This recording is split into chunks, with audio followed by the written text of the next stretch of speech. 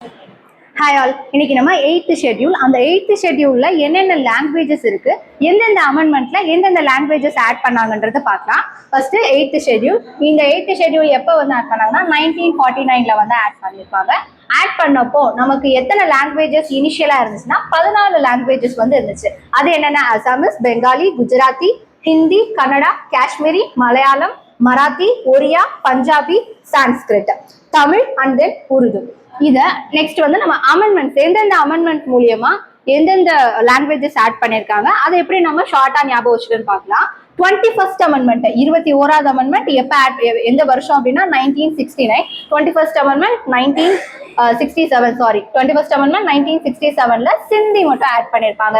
அடுத்தது 71st amendment. 71st amendment இந்த year 1992. என்னென்ன லாங்குவேஜ்? கொங்கணி, மணிப்பூரி, நேபாளி. இது எப்படி நம்ம ஞாபகம் வச்சுக்கலாம்னா கோவில் மணி அடிச்சு நேர்ந்துக்கிட்டேன். Konkani, K for Konkani, Manipuri and then N for நேபாளின்றது. அடுத்தது 92வது அமெண்ட்மெண்ட் 2003ல வந்து ஆட் பண்ணிருப்பாங்க. என்னென்ன லாங்குவேஜ்? அடுத்தது 92வது அமெண்ட்மெண்ட். இந்த 92வது அமெண்ட்மெண்ட் 2003ல வந்து சேர்த்திருப்பாங்க.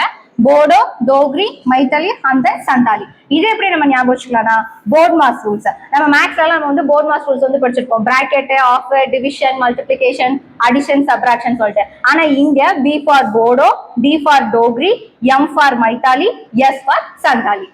தேங்க்யூ.